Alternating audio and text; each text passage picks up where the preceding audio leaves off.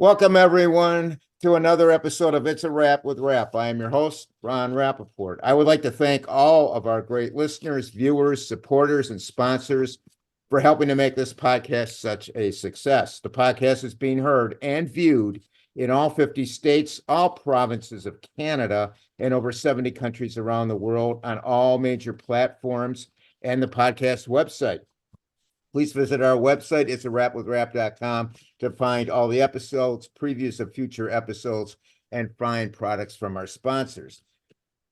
This podcast features people who have overcome life's challenges and adversities, people who can inspire, motivate, and educate us on an assortment of topics. My guest today is Leah Goldstein from British Columbia, Canada. Leah is an internationally sought-after speaker, author, crowned world champion kickboxer at age 17, national cycling champion, record holder of multiple ultra-distance cycling races, spent 9 years in the Israeli Defense Force, where she was the first female elite commando instructor, as well as serving as a Special Forces intelligence officer. Leah has also spent a decade as a professional cyclist, where a devastating crash almost ended her life and she was told she would never walk again. She later reinvented herself as an ultra-distance cyclist, and in 2021, at age 52, won a 3,000-mile race across America, beating all her competition, both men and women. Leah is here today to tell us about her incredible life story, the challenges she faced, discuss her book, No Limits, and show us that nothing is impossible and there is nothing standing between ourselves and our dreams. Welcome, Leah, to the podcast. So honored to have you with us today. Thank you so much for having me. It's an honor to be here. Well, it's an honor to have you. Thank you. Let I can't give you enough accolades for all the stuff you've done. You know, this podcast is about people overcoming adversity, and you certainly have had your share of adversity. So you're an excellent person to have on the podcast to talk to our audience. Let's start out at the beginning. Walk us through your growing up years and your family dynamics, your dreams, school, and the places you lived. I know your dad was a national boxing champion from the Soviet Union, and your mother was from China. Correct. Yeah. Well, my parents met in Israel, so I was made in Israel. I was born in Canada. My mom was 7 months pregnant. My sister was 5. Parents knew no English and, when no job and they had $100 in their pocket. So that's how it started. And it Yeah. was, like I said, my parents were young and in school I got bullied because my English wasn't good. I had a lisp and then a little bit of a hard time learning. So I was put in a special class. And then on the physical side, I had issues with my legs. So it was challenging right from day one, to say the least. Now, was one of your legs longer than the other? Was that? Correct. Yes. My left leg is longer than the other. I mean, it's longer, it's stronger, the foot is bigger, and I don't have a lot of mobility where the ankle is. So I cannot point my foot. And on my right side, I have better mobility, but not 100% either. So I had quite a significant limp when I was a child, and also a lot of pain because I was overcompensating with my right leg and excruciating pain at night when I was a kid. And eventually, it evened out as I got older, but I still have a slight limp, but it's not as noticeable as it was when I was a child. Well, it's interesting you mentioned you were bullied, and Yeah. I know you pursued uh, taekwondo when you were young. What got you into that? That's because I was bullied. I mean, every lunch hour between 12 and 12:45, my best friend Matthew was a kid with red stringy hair, and I had braces and pigtails. We were quite the couple. We got chased by a group of 8 boys. I called it the Jason gang, and we ran and couldn't tell the teachers because they told not to tattletale, and parents, they were struggling. And so, after school one day, I got 1 hour of TV. So I'm switching to the channels looking for Gilligan's Island. And then I see this Asian guy fighting 5, 10, 15 people. And it was Bruce Lee, and he was doing Kung Fu. And I thought, wow, he can fight off 30 people. I only have to fight off 8. So I Right. begged my mom for lessons. And that's kind of how the Taekwondo started.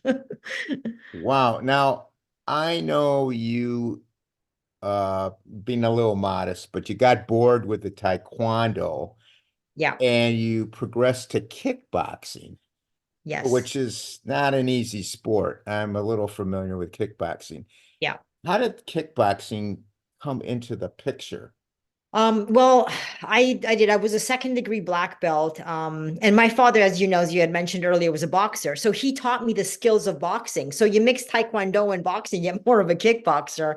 And Right. I got like red carded a lot for too much contact. So another black belt had, he suggested that I try kickboxing. And I didn't even know what kickboxing was at the time. I was 12 years old. So then I found a kickboxing studio on Kingsway Street, in Vancouver, it's kind of Skid Row, right? And then I remember going down a steep set of stairs and the coach saw me there. And he first threw me in the ring. He wanted to see what I could do, right? And he sent in this small, skinny kid that beat the crap out of me. Yeah. But I came back the next day and he said to me, I mean, the first thing he said to me is, if you want to do this sport, he goes, no smoking, no drinking, no drugs, no friends, no swearing. Then he goes, at 17, I make you world champion. I mean, he just saw something in me that he just Probably the believed fact that you got the best. crap beat out of you and you came back Yeah, the next day. I did. He's Well, probably, hey, this well, girl, there's something about her. well, let me just back up a bit. I mean, I was a second degree black belt, so I came in there kind of all cocky and everything, Oh, right? okay. I Yeah, mean, yeah. having cockiness is good. When that cockiness, it kind of interferes with your ability sometimes. So he wanted to bring me back down to earth, and he Right. just, never overestimate yourself or underestimate anyone, because everybody is beatable. So at that point, Alan Chang was very strict with me, and mind you, in all the years that I trained with him, and all the fights that I won, and everything that I've done with him, he never ever complimented me or said that I was good at anything. He only focused on the stuff that I was bad at, right? You know what this I sounds think, like? This sounds like the movie Karate Kid. okay, good that you mentioned it, because during my kickboxing years, they wanted to make a Karate Kid female version, and they were thinking of using me. That was Wow. actually in the works, and I still got the actually a letter from Paramount. But my goal, I mean, as a child, was after this kickboxing business in school, I was going back to Israel and I was going to join the IDF and worked as an intelligence agent. So I had that dream at 7 years old, and being in movies wasn't my dream. It wasn't my following, right? So Right, right. But you became the kickboxing world bantamweight champion at correct. 17 years old. Yes, I did. Yeah, I was undefeated. Exactly. Yeah. Wow. Now, where do you think you got your drive from? I think it was, well, I mean, I had challenges, but I saw my parents were very, they worked really hard even when things went south. Yeah, They never let it, deter their determination to always succeed and be good and to always be your best self, no matter what situation. So I come from a very strong background, right? And very supportive parents. right. And just knowing that what it takes to be the best in anything you choose to do, and that's 110%. And I learned that as a child, and I just carried that on as an adult. Sure. So it was that work ethic It was that absolutely worth really ethic. taught you. Yeah. Yeah. Yeah, And sacrifice. Like, teenagers, they like their parties and good time and friends and whatnot. I mean, I know good times and parties are always going to be around, but unique and special opportunities won't, right? And I yeah, wasn't a super social butterfly, mind you, too. And as a child, I was more a one person kind of friend. yeah. So that's lifestyle suited me, because I trained 3 times a day, 7 days a week during that time. So whatever happened with those 8 boys that bullied you? Did they know you were Well, taking eventually I stopped taekwondo running. or Ronald, I stopped running. I said one day after at lunchtime, I said, Matthew, today we're not running. And I just said to Jason, who was the gang leader, I just yeah, said, you want to fight today, you're going to fight a girl and I'm going to beat you up. And that yeah. was it. So And he I remember never, shaking inside, and Matthew took off. My friend took off because he was terrified, right? But you know what? I mean, that's what it is. People get bullied when you're that submissive person. They're looking for like the dog with its tail between its legs. And I said, from that point on, I would never be bullied again. There's no way. I mean, I hated going to school. I made excuses not to go to school. And that was liberating for me. That particular day is something, a day I'll never forget. And I said, I will never, ever put myself in that position again. right, right. That's that's unbelievable. And now at such a young age, you did have this learning disability going on. Yep. What did you learn about perseverance and tackling life's challenges from that? Well, I knew that I had to work twice as hard as everyone else when it comes to academics and stuff, and I did. I got a private tutor. I mean, And also with my training schedule, I didn't go, I had, it's called correspondence where the teacher would, I'd have university teachers coming to the house and I'd, do schoolwork at home because I just didn't have enough time for schoolwork training, whatever. It just didn't work out.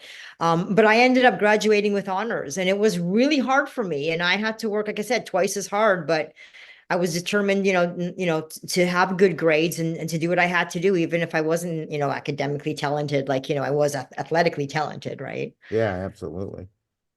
So growing up, what was your life's dream? Was it combat sports or really what really was it?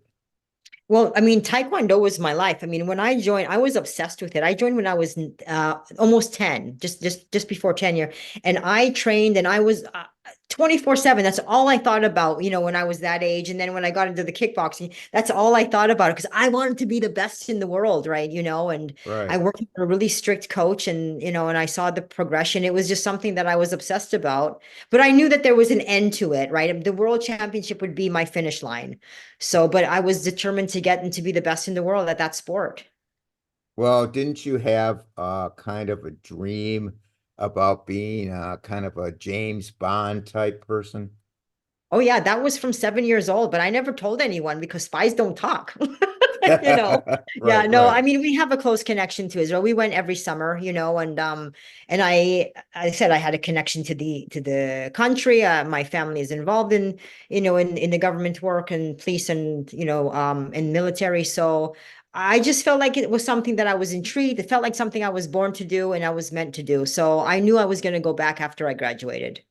Okay, so you go to Israel at age 18 Hmm. and you join the IDF. Yeah. Uh, Tell us about that and where you wound up and what the acceptance of a female was at that time. Well, there's a selection process with that I was going through. I mean, when you come into the military, they know everything about you, both physically and mentally. And they knew my background. They knew that I was very patriotic and they knew what I wanted to do. So I was put in a more an intense basic training that when you graduate, you actually become a sergeant right away. And yeah, so I was like, there was like 300 of us that they kind of cut. Then it ended up to be 20 of us. And we went to, it's called Course Madassim in base 8 Bachmona behind Wingate and where we were trained to be instructors. And so after graduating from that course, it was only two of us that survived it, me and another girl named Anat. And I was picked up by a unit called Krav Maga. I don't know if you've heard of that term. Yes, Krav fight, yes. Maga in hand. It's the design for soldiers, really. Like, let's say your ammunition jams, how to use a rock, a stick, a stone in a very lethal way. So I was part of that department in Bachmona in base 8. And I was also one of the first I was the first female instructor to train the elite unit called the Commando. Okay, so you trained them in Krav Maga? I trained them in many different aspects. Yeah, I was, on different operations that we had to go through. Okay. And you did that for what, about 10 years? Well, no, it all kind of transitioned from there, from the military. I went into the police force, Okay. um, kind of and then I worked for the Belush for about 9 years, which is a spying agency. But it's internal. It was an internal spying agency. Yeah. Okay. Okay. So we move on. A Hmm. fellow colleague introduces you to cycling Yeah. and you enter a duathlon competition, and lo and behold, uh, you become a national champion in Israel. Tell us about that. Yeah, it's funny. That's way back in the military. There was a lieutenant there Hmm. in my base, and he was popular because he was also the national champion in the sport of triathlon. So he saw that I was always, if I wasn't training troops, I was always training myself. So he introduced me to the bike. And and then we went because I actually commuted with my bike because with the military salary, I didn't have enough money to fill up my car with gas. My car would sit in the parking lot and I'd use my bike, right? At a Right. dollar a month or whatever. Yeah, so he got me into the sport and I loved cycling. And then, I did my first duathlon and it was so funny because I was in Krav Maga, like in the military. You know how most people would warm up for a triathlon or a duathlon, they'd run or they'd run, ride a bike. My commander brought boxing gloves and focus pads, and I was punching and kicking. And then he throws me at the line because he had to pull me out of the military. And he goes, "You have to win this race," And so it was Not too precious. much But yeah, pressure. my commander said, "You got to win this race. If we're going to pull you out, and you're going to do this sport, you're going to win it." And so I ended up winning it, my Wow. first duathlon in Israel. And then eventually, yes, I did become the national champion. Wow. Now the duathlon is that's biking and running, right? Correct. It's a run, bike, run. Yeah. No swimming. No swimming. That's No. the triathlon. Okay. Yeah. So as I understand it, things got a little, shall we say, dangerous or dicey on the police force, Hmm. and you became a target, and I guess they had to hide you or whatever. It just got dangerous for you, and you resigned, Hmm. and then you moved back to Canada. I think you're around 30 years old, right? Late Hmm. 80s. Okay. Yep. And you decide, well, I guess you were going to work for the IDF maybe abroad as an abroad agent, Hmm. and you wanted to be a pro cyclist. How did how did that evolve with the pro That cycling? actually happened. That, dream of wanting to become transitions, when I was actually working for the Belush in Israel. I wanted to be, I remember saying that that's my true calling. I just loved the bike and I felt like I was good enough to be a professional. I was racing with the men, I was beating the men. And yeah, so that dream kind of was for 5 years. I was always thinking about it. And then like you said, eventually I had to leave the country. And then I said, as soon as I, came back into North America, I would dive into pro racing. And that's exactly what I did. Well, just to let our audience know, you did overcome some adversities. It wasn't that easy to get accepted into the military unit that you were accepted into. You had to kind No, of the military unit was fine. It was the police department because there yeah, was no women that were, yeah, they that kind of in it kind that, of yeah. gave you a hard time, and you had Yeah, to Yakov Turner gave me permission to go into that course. Yeah, yeah, that's backing up a little bit to when I left the military. yeah, It wasn't open to women. It was just something that they didn't even think about. And I said, well, you're going to open it to women because if women do the military, then they can do this, right? And right, like I said, I wasn't asking for any special treatment or anything. I mean, they didn't even have barracks for me. They put me in a shack, right? wow, In the police academy in this certain department there. But I actually ended up graduating in the top third, and so from that point on, Yakov Turner had now opened it up to everybody. So but it was tough. That was a tough go. Yeah, remind me now about that. That was a tough go because it was the first time I had, faced, discrimination kind of about being a woman because in the military, not one time did I ever hear a comment about me not being able to do my job because I was a woman. Opposite. They credited me of, wow, you know what, you're doing amazing and great and whatnot, right? And here I am yeah. being denied, being overqualified because I was a woman. So yes, that was quite the fight and quite the challenge, and I had to get special permission from the government to even apply for this. Yeah, and didn't they tell you? I think they told you they didn't want to see any tears or you're out. Yeah. Oh yeah, the first day when the recruitment, the three lieutenants that obviously didn't, I mean, they all voted to have me not there. And when they were kind of giving us the roll call and the rundown of what's going to happen for the next year, the one guy takes a step forward and he kind of leans into my ear and he whispers to me, "One tear and I kick you out myself." Really? That was Wow. my introduction. Welcome. you know? Right. And now you have to overcome something else. When you moved back to Canada to start your cycling career, Yeah.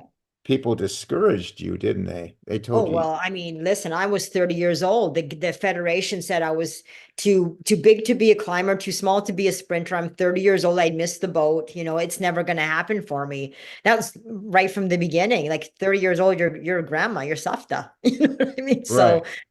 So I had, yeah, and it was a tough go because, pardon me, I was a big fish in a small pond in Israel and I was winning races. I come to North America, I'm a shrimp in an ocean.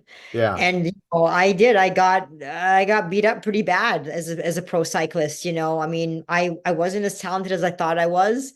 8 years had gone by and I'm still, coming in dead last in some of my races. It was really embarrassing. Like when I talk about last, I'm talking about so last that I didn't even know where the finish line was. I'd see my car in an empty parking lot, think, okay, this must be it, because that car was mine. right?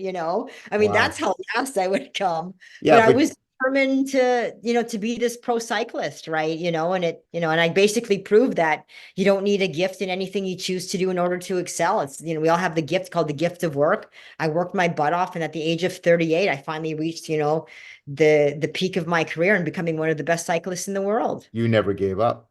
Never gave up, no. And but once I hit that peak, though, as you mentioned earlier, I hit 2005. I had the mother of all crashes, Yeah, and we're that going was, to talk about that. Yeah. yeah. Yeah, I'm I mean, coming up that to that. basically working 8 years to get to this point, and in Yeah. 30 seconds, bang, it's all gone. I'm Right. lying there in a bed, Yeah. everything is broken, my face is ripped off, and being Yeah. told I'll never ride again and never walk again. Yeah, we're going to get to that. Uh, Yeah. what is it about racing a bike that keeps you coming back to do it? Is it I don't know. I is think it it's the is it the freedom. speed or Yeah, I don't, it's everything. It's really, I mean, if you talk to any cyclist, they'll tell you it's just being out there, right? The distances you can go, the speed you can go, the adventure of it. Especially, I mean, I realized that I was more of an ultra endurance cyclist. That's what I was good at. Because even when I was with the national team, the Canadian national team, the race at Tour de France, for the women, it's called Le Grand Boucle. I got better as the race went on. And I also have the ability to be very functionable with little sleep, which for ultra endurance cycling is a must, right? You have to be able yeah. to function on little sleep or zero sleep, right? So I realized that as I was progressing through cycling, that ultra endurance cycling was really who I was. I was an ultra endurance cyclist. Now, being a pro cyclist and the previous things you did, you have to be pretty fearless. And being bullied as a child in school, uh, I know you talked about that incident with the boys, but what do you think? What do you think was the turning point in your life where you became, shall we say, fearless?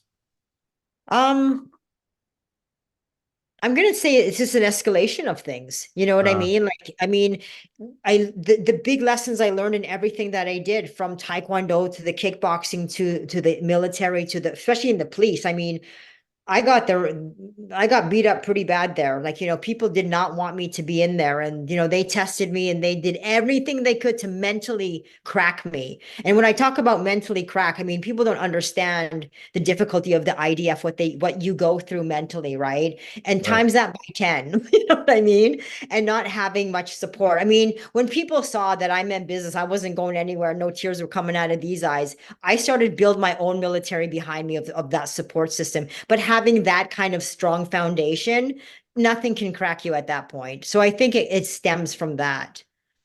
Okay. So I know for 8 years you worked on being a pro cyclist, and they told you couldn't climb hills. I guess you had to hire a climbing coach, right? And then I did, you yeah. moved from Vancouver to the western part of British Columbia, where there's more The mountains. Eastern, it's called the Okanagan, it's called Vernon. So it's a Uh, lot more hilly here, less traffic. I mean, it's a mecca for endurance cyclists, for skiers, for runners, for athletes, basically, right? It's lovely here, except for our winters. yeah, But yeah, so I moved here. There was a climbing coach here. I mean, I dropped like 10 pounds. Moved beside our mountain resort called Silver Star, which is a 25-kilometer climb, I don't know, 17-mile climb. And I came back the following season, not only winning hilly races, but setting new records on climbs, by the way. So yeah, yeah. You set some records at age 38. You won 9 out of 11 races.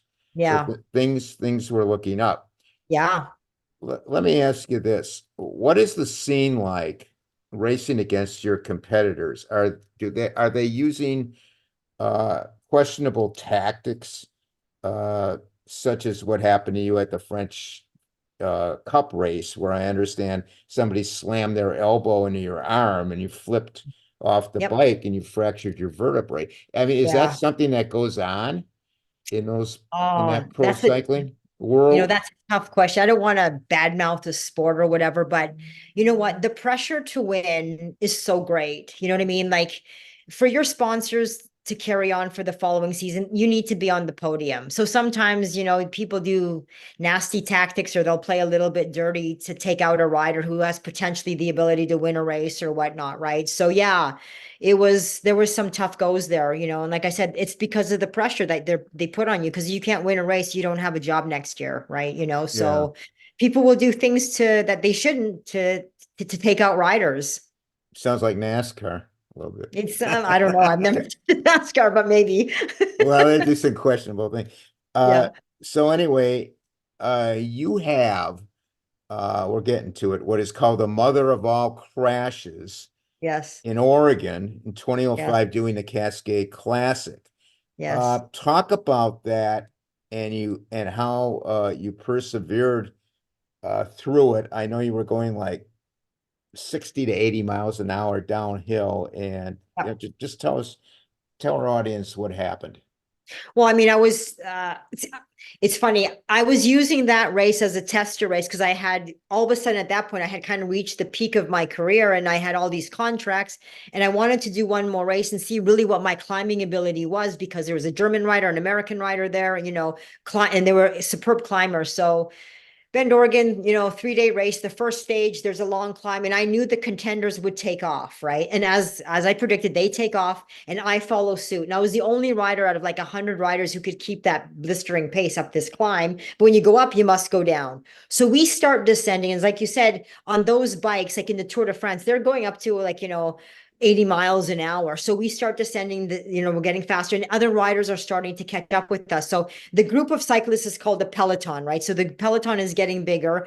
So then this rider comes up kind of on my left-hand side and she doesn't want to touch the center line, which would give her a time penalty just to contain the cyclist. So instead of getting that time penalty at about 80 miles an hour, she leans into me and I lose control of my bike and I land actually on my face. Wow. And this way, kind of, and I basically lost everything below my nose, my lips. I mean, I had facial surgery on my teeth.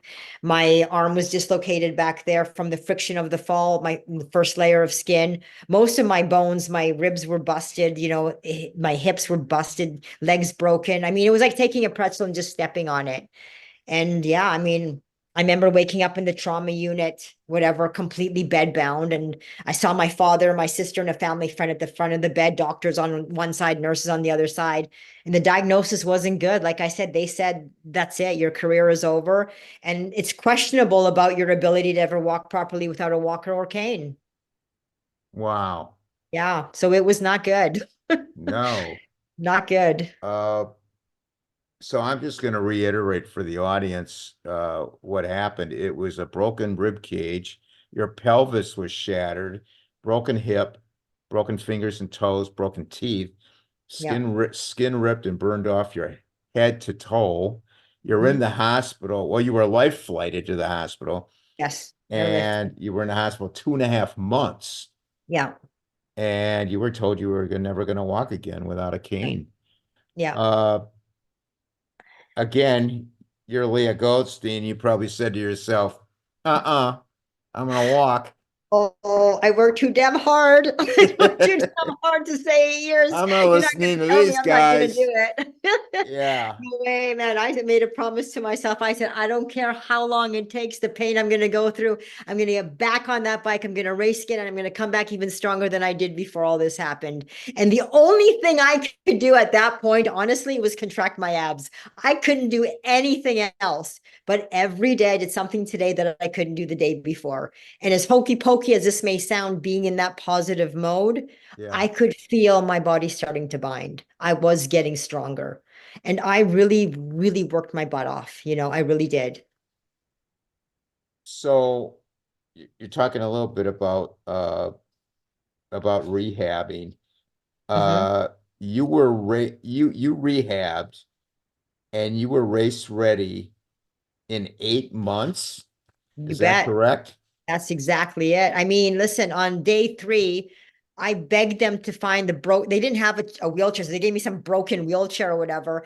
And I could use a couple of my finger and a little bit of my left foot, right? So I would just roll down the hallway and I would be so exhausted by moving like, maybe 3 feet. I'd fall asleep for half an hour, I'd wake up and I'd roll 5 feet and then I'd fall asleep, Wow. wake up, and I'd go 10 feet. And I would do this every day when I was in the hospital till I was doing laps around the hospital. And they were just floored. And the nurses felt so bad for me. They got me a better wheelchair, right? And that's how it Yeah. was. As soon as I was released, I mean, I couldn't walk. So I had my mom drop me off at the high school running track. And I would spend hours just going around that track in my wheelchair. And then eventually I graduated to a crutches, you know what I mean? And I'd spend hours on crutches, but that's what I did every day. And I saw this progression. I saw that I was improving. So it gives you motivation to work twice as hard. And that's how it started. I mean, honestly, till I was finally able to crawl myself off from my wheelchair. I was able to stand a little bit onto like a stationary bike. It's my bike on a trainer. And then I remember doing half a revolution of a pedal stroke, sweating profusely, saying, you know what?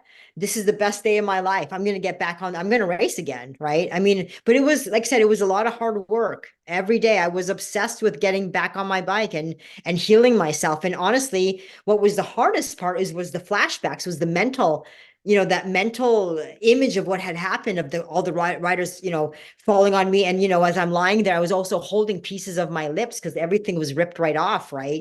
So Yeah. that was one of the bigger challenges in the physical part of the whole recovery process. And then you had the plastic surgery, of course. And Yeah, I had multiple surgeries. I mean, I'm still numb kind of on my right side a little bit, right? And you can see, I mean, if you look closely, I mean, obviously I had a lot of surgery, but yeah, it was not good. yeah. Now, how common are crashes in these Very races? common. Yeah, Very it's common. yeah. I mean, listen, you're hitting the pavement, right? And you're riding like 150 riders. Really, I mean, if I do this with my elbow, I'm touching the rider beside me because of the draft effect, right? And when one person goes down, it's like a domino effect, Yeah. like riders go down. And remember, you're hitting pavement, you're not hitting snow or whatever, No, you're right? hitting concrete. Yeah. Yeah, you're hitting concrete. So I mean, I mean, after my crash, I mean, in that, it was one of the worst crashes of people that survived, right? But there has been many deaths so far, and that's why they've now made it mandatory, of course, for helmets. Oh, sure. Now, I Yeah, know you also missed the 2004 Olympics as yeah, well due to a crash. correct. Yeah. In Pennsylvania, it was raining in the Tour de Tuna, and there was a big pothole and the water covered it. And I did a flip on my bike and I fractured my hand. Yeah. Wow. Now, I know you had another crash. Yeah. When I say you're an overcomer Yeah. involving a car hitting you from behind Yes. when you were Yes. 42 years old. Correct. Tell us about that one. Yeah, well, you know And what? It's funny. what did that lead to? Because I know I Well, I think mean, that was going to be my last race before I transitioned. I was going to go into like race across America was my goal, but I was going to do one more race with my pro team, Vera Bradley, and we were in Redlands, California. And I don't know if you heard of a criterium race. It's like a circuit race, and I was warming up, and I was coming back to the team car, and this is, remember, mind you, it's a closed area. And at an intersection, this lady in a black Hyundai was coming at me at about, like, I don't know, 50 miles an hour in a school zone. And she had her head down and she ended up hitting me from the rear of the bike, which ejected me off the bike into the like right across the other side of the street. And I remember taking both my arms, like, like Superman, because I didn't want to land on my face again, and saying to myself, oh crap, here I go again. And right. as I landed, I snapped both my arms to prevent the impact on my head, because my God, how many brain cells are left after this, right? So Yeah. yeah, I mean, I had, coming into my first qualifying race for Race Across America, I had two broken arms. Wow. You could this is good training to be a stunt person in Hollywood, huh? I don't know. Some people don't get hurt though, right? Yeah. Yeah. So now you decided to retire as a pro racer and you're looking at the ultra endurance racing. Correct. Yeah. So, uh, okay, well, I guess my next question is what made you pursue the ultra endurance racing? But the plan was to do race across America. Now, for Yeah. those people who don't know what I'm talking about, That's a yearly race, an annual race, correct? Correct. Yes, it From is. Oceanside, California to Annapolis, Annapolis. Maryland. Yes, correct. And they want you to do that. The goal is what, 11 days? No, the race across America, you have 12 days to finish it, right? Okay. That's what makes this race very difficult. Because a lot of ultra races, you finish whenever you finish, but after 12, I believe it's 12 days for men and then like 13 days for women. Okay. But you're riding 3,000 miles. So that means that in a 24-hour period, you're sleeping between 0 to 3 hours, and you're faced with many, many challenges such as hallucinations, falling asleep on the bike. And that's why you have a crew of 9 people who follow you throughout. But yeah, that's what makes it difficult. It's the time limit of getting across the country. Okay. So basically, the rule is just get across the country in so many days, in Exactly. 13 days, I guess, for females. Yeah. Well, you have to follow their route, right? Like they give you Yeah. a specific And you route. have to Yeah. follow Yeah. the route. Exactly. What do Yeah. you attribute your ability just to function on such little sleep? It's a good question. I think the advantage I had as coming into ultra endurance racer was three things. Is one is my ability to really push myself beyond my limits. Two is to really navigate being in pain, is learning to feel comfortable being uncomfortable. And the third most important one, like you said, is the sleep deprivation. Because in Race Across America, I don't go down for the first 42 hours. Right. And then I'll start my sleep cycle. And when I talk about sleep cycle, it's not like I go to bed for 8 hours. It'll be anywhere from at the most 3 hours to 90 minutes every 24 hours after that. So you think about what happens to the body when you're so sleep deprived and so tired, like the hallucinations, you just see things that are just not there. And at one point I saw, a black leopard come towards me. I veered over to the other side of the street, the road. And so it actually can become dangerous, right? Yeah. And things and ignoring. My crew had to tell me when things were actually real, because at one point I was being chased by wild pigs. And I thought I was hallucinating, and then all of a sudden my follow car, they slam on they're laying on the horn and it scares me. I go, what are you guys doing? And they're pointing back, go, those pigs are real. You know what I'm saying? So you don't know what's real and what's not real, right? Yeah. Because Wow. your brain and sometimes 3 o'clock in the morning I'm going, what am I doing out here? You don't know, right? So your crew is your remote control, like your radio to the person in the back, to your follow car in the back, right? But you think about like how many people could actually do something like that. And aside from that, you think about the physical pain you're going to go through. It's not a matter of if, but when you're going to experience back, neck, knee, constipation, diarrhea, swelling, and Mother Nature will throw everything at you: wind, rain, storms. Temperatures, when I talk about heat, like in Celsius, it was 55. So what is that, 130 Fahrenheit through the deserts, right? Elevations of 11,000 feet, that's trying to breathe through a straw. You're going to hit, I remember getting hit by hail so big that it bruised the side of my face. So Wow. there's so many elements that make this race so difficult. Yeah, and I just want to tell our audience, I learned this from reading the book, but there is such a thing as Schirmer's neck. Oh, yeah. And tell our audience what Schirmer's neck is. Well, Schirmer's neck is, well, I'll tell you, it basically happened to me in 2011, the first time that I did Race Across America. On day 3, I was on record-breaking pace, and I thought, wow, I'm going to win this race. I'm going to set a record. It'll be a mirror, make history, right? And then all of a sudden, about halfway through day 3, my head started to drop. When I'm saying that I couldn't lift up my head. Yeah. And then Schirmer's neck, basically what it is that all functions that hold your head up, they completely collapse. You know what I mean? And you have no control of the muscles that support your head. So your head completely drops. So my head is now drop. My chin is rested on my chest, right? And I can't move my head. So Yeah. that's called Schirmer's neck. And that blows a lot of racers, because if you can't see the road. So what I was doing to ride, I was holding my head up with one hand and the other hand was shifting, braking, and steering. So you think about how difficult that is. And so my crew member is saying, we got to pull out. It's going to take us 10 years to cross the country, right? And I said, I've never quit a race in my life, and we're going to get across the country. So you know what they did? I'll tell you what they did. I had pretty smart people. I had a kinesiologist, a doctor, and a massage therapist. So what they did to help support my head is they shaved me from year to year. So I have hair up here. I've got a lot of hair, by the way. And they took kinesiology tape and kind of taped it for support on my bald spot, half my bald head. With the remainder of hair, they took tensor bandage. They French braided it into 3 different parts of my head. They pulled my head back and they tied it to the back of my heart rate monitor. So it's kind of like a bobblehead. And that's how I got Wow. across the country in the last 7 days. So Shermer's neck affects everybody. It affects it, but it's actually mostly men that get it for some reason. And it's also very prone for people who have had whiplash accidents. It's because it's a nerve damage, right? Because when Okay. you get whiplash, you've actually damaged some of the nerves that helps, to fire those muscles that help hold the head up.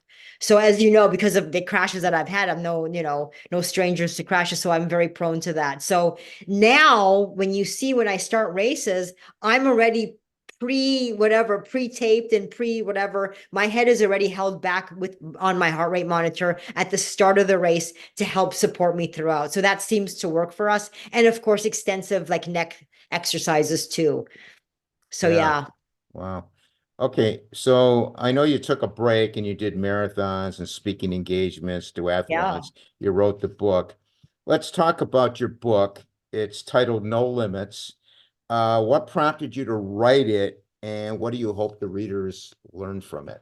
Well, I mean, when I was first asked about writing a book, I said I'd never do that in a million years. I'm just too much of a private person, right? Right. I'm not going to Yeah, you're expose making my yourself vulnerable for right. sure. Yeah. I don't know. The idea just wasn't, it wasn't something on my radar, didn't, whatever. But I think what got me going was when I started speaking, right? I think the impact it was of people coming up to me and saying, you know what, there's something you said that I just needed to hear to help me get through a difficult time or bring clarity to something.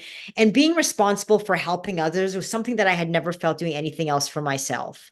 And I thought, it's important that people read about some of the stuff that I had gone through, because sometimes you just have to hear someone else's story, and so I said, yeah, I think I need to write the book, right? And I think it's helped a lot of people because everybody's gone through something difficult, right? And sometimes like I said, hearing someone else's story helps you do whatever you need to do. And I think too is just not idling in life. Life is so short that you can't sit there and wait for things to happen. You have to make things happen yourself, Right. Right. when we're still, when you're still alive, you don't stop living. So I just really want people to know that it doesn't matter if you're 20 or if you're 90, just go after your dreams, and don't wait for things to come to you. You got to make things happen yourself. Yeah, absolutely. Now, I know you've done the race across America 3 times. The second race you did in 2019, you were 50 years old. And I believe you lost by 90 minutes. And Yes. there was some weather related to that. No, it was actually we had 4 hours of navigational error. So it Oh, was it was tough. Like, yeah, I mean, it happens. It's no one's to blame. We're tired, reroute. We didn't catch it in time. So when you lose that much time, it's really hard to make it up, right? And you're kind of defeated, you're angry and whatnot, but you can't because your crew, it's like I said, it's no one's fault. It's part of the race. So we just kind of fixed our little glitches, and then we came back in 2021. okay. Yeah. Leah, how do you prepare mentally for all this pain that you're about to go through? What's going on in your mind, in your head? What are you focusing on? How do you get through all that? Well, I I mean, because mean, people are listening to this and going, "Oh my God, how is this I know. possible?" Well, I mean, I think it's the training prior to. You have to dedicate so much of your time training for this race, right? And I try to replicate the race as best as I can, and the pain and the sleep deprivation as best as I can in training. I train almost harder than I would race. And then when you get to the line, you have one focus and you have to, kind of go back and think about what it took for you to get to this point and how I would bang my head on the wall if I didn't push myself at those certain points leading up to the finish. Because it's just too difficult of a race to say, oh, I just did it. I don't want to do that. When I go into a race, I want to make a statement, right? So I think that's part of my DNA is just working really hard prior to having the confidence that I did the homework and then let me just, go from there. But it's the preparation, knowing what I had done to get to this point.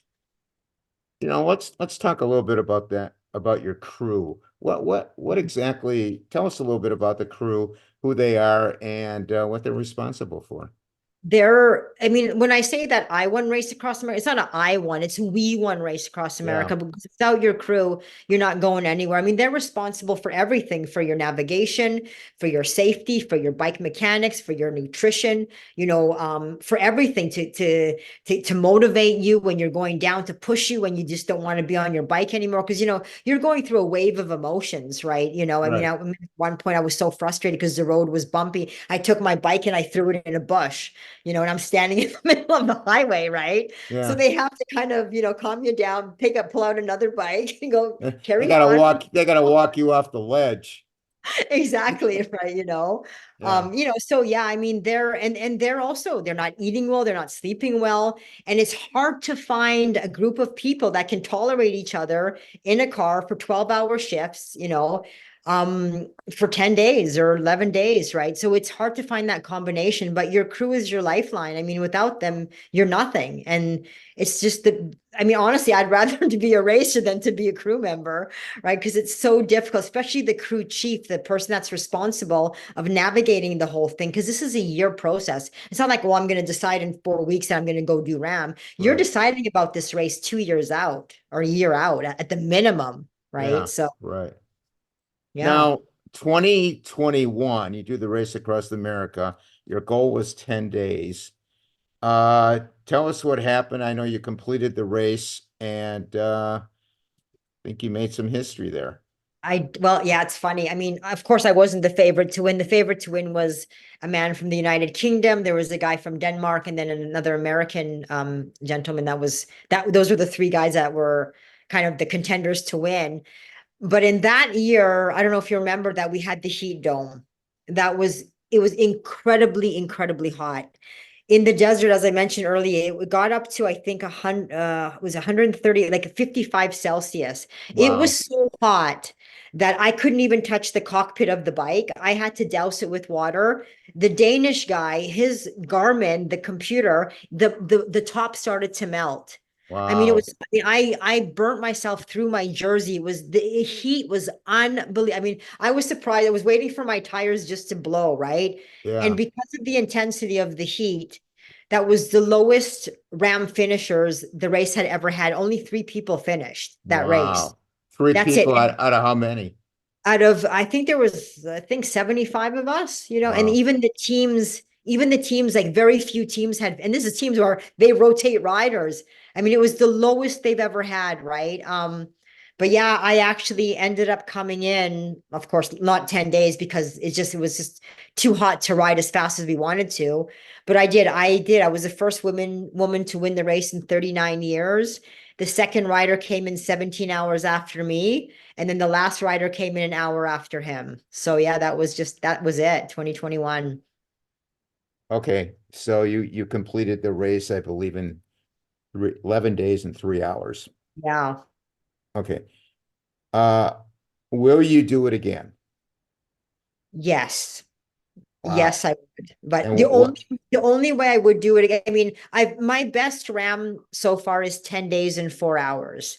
That's my best. My ultimate goal is to crack 10 days, but I won't do it unless I know for sure that I have a really, really strong crew that Yeah. can help me get there. And also, I just have to work on the technical part of this race because my positioning, the bike, like all the technical parts, like the bike, our equipment that we're using and stuff like that, because it now becomes very scientific. You know what I mean? Like your gains, so I would have to work with a really strong team in order to break that kind of record because I know I can do it. I've done actually 4 times, right? So that finishing the race is not something that I'm interested in. I know I can do it. It would for me to break the 10-day record. That would be my biggest goal. So are there a lot of sponsors involved in this? I have wonderful sponsors, yes, but I don't have cash sponsors, unfortunately, but even product sponsors, because, a proper racing bike, like one bike can cost up to $20,000. Sure. And I need four bikes. I need my bike for climbing the mountains and my bike for the flats. So they're two different bikes and two spare bikes to replicate those bikes. Say something goes south, right? The mechanical or chain breaks or wheel breaks or a crack a frame. So, you need that and tires and clothing and everything, right? I mean, it's just cycling is a very expensive sport. Like I said, that's why not a lot of people. I mean, even cycling shoes, pair of good cycling is $700, right? So I've Wow. had very good sponsors. I think they carried over. I've become friends with some of them from pro racing that carried on through ultra endurance racing. So I've been very fortunate in that regard. Well, I know we were talking before we went on the air, and you said you were also going to do a tram race. Is that It's right? called Transamerica. Yes, it's Trans-America. yes. Uh, Tell our audience, I believe you told me there was no support on that one. Well, I mean, RIM is, what is it, like 3,000 miles? This is 4,200 miles. And what makes it very difficult is I cannot have any support, nothing. I'm on my own for food, for navigation, for mechanics, finding a hotel, chasing off dogs, whatever, you know what I mean? So and I remember after I won RAAM, an organizer from one of those self-supported racers had contact. I was actually on his podcast and he asked me if I would ever consider doing one of these kind of races. And I said, I would never do that in a million years. You couldn't pay me enough to do one of those races. But I thought, you know what? I want to see how tough I really am, right? Because I think it's going to be a whole new dynamics, a whole new challenge. And, RAAM is a tough race, but I honestly think this race is going to be a little bit tougher. Well, let me ask you, the people that you're competing against, Mhm. are they a lot, are they your age? Are they older? Are they younger? You have a mixed bag there. I Okay. think the thing is like they have more experience than I do in regards to knowing the course and like the navigational purpose. I mean, I'm physically I know I can do it. I can prepare myself to ride, but it's everything else, the logistics of, you know what I mean? Like say, with our bike, it's called a DI system. It's an electronic system, right? Say it malfunctions or I puncture and you know what I mean at 2 o'clock in the night and I can't see anything or all the other stuff is what makes this race difficult, right? And if I'm riding through the night and there's nothing open for 8 hours, I have to carry enough water and food to get me through to the next destination, right? And remember, I cannot get any help. So in that regard, it's a whole new mental kind of challenge for me, and probably on the physical side as well of sometimes riding for 6 hours being dying of thirst and maybe really hungry, who knows. Right. I mean, because all these other races you had support. Now you're not going to have Absolutely. any I support. can, yeah, I have a radio. I need a drink, and the drink's right there. Right. But Or that's not the uh, case. That's not the case no, here. no, no. I'm carrying an extra.